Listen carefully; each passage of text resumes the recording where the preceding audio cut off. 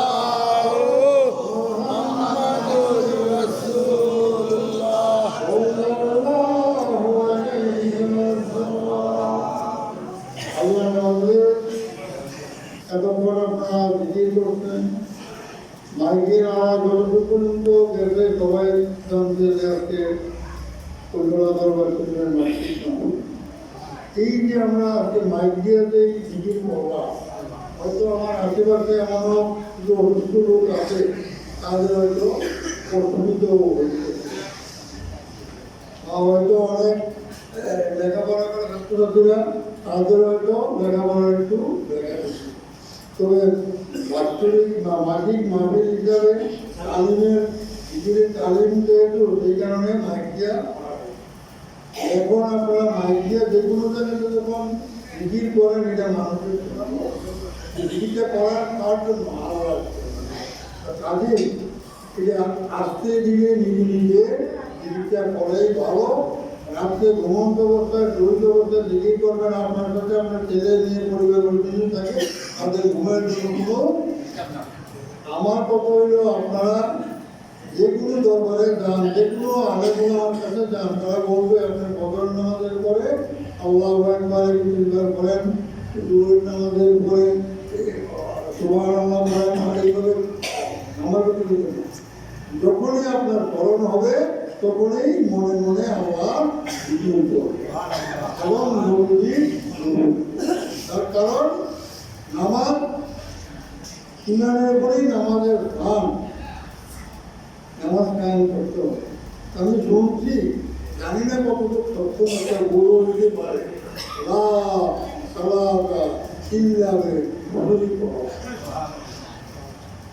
যে যার কলম ভিজে না সেই কলমে নামাজ পড়লে নামাজ হবে না। এবং আমরা ধনী দরিদ্র নিয়ে অনেক বিচার বিশ্লেষণ করি। আমি শুনছি আল্লাহর কাছে ওই ব্যক্তি সবচেয়ে ধনী যার কলমে আল্লাহর জিকির আছে, এবং আল্লাহর কাছে ওই লোকটি ধনী যার কলমে জিকির নাই। তাহলে আগে শুনছি 6 বছর জিকির করলে আল্লাহর দিদার। তবে আপনারা যখন তালিমে বসবেন হয়তো জিকির করবেন, কিন্তু যখনই স্মরণ হইতো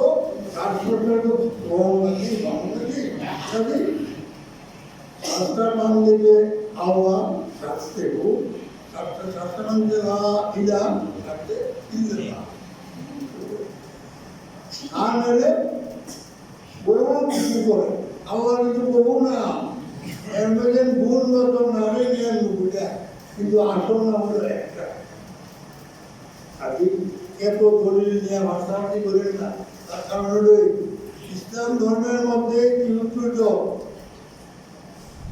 না, আসলে দল হলো 6টা, ইয়া সুন্নি গাড়ি আসলে 6টা এখানে ইউটুজ হয়েছে। এত দলে আমরা নামাজ করতে নাই, আমরা সহজ এই জায়গায় থাকি, ইমাম ঠিক রাখি, নামাজ কায়েম করি, রোজা রাখি, তো ইত্যাদি জায়গাতে হতে যায়, হালাল হারাম বক্তা গাই, ছেলে মেয়ে পরিবার পরিজন পাড়া প্রতিশ্রুতি যে দায়িত্ব কর্তৃত্ব সেটা পালন করি, এটুকুই আমরা টাকা। তবে শিক্ষক আমি আপনাদের প্রতি আমার আদেশ, আমার দলিল আমার ব্যক্তিগত আদেশ, আপনার কোনোদিন যে কোনো জিনিসই করবেন আল্লাহর ওয়াস্তে আল্লাহর নামে করবেন। কারণ যদি দুশ্মনী করবেন সেটাও আল্লাহর ওয়াস্তে আল্লাহর নামে করবেন, কারণ যদি দুষ্টি করবেন সেটাও আল্লাহর ওয়াস্তে আল্লাহর নামে করবেন। তাই কিন্তু আল্লাহর সাথে কাউকে শরীক করে যদি এই শেরেক থেকে বাচ্চা থাকতে পারেন, তাহলে ইমান ঠিক থাকলে আমলের মধ্যে ত্রুটি হলেও একদিন না একদিন বেহেশতে যাওয়া যাবে, এইটুকু বিশ্বাস করতে পারি।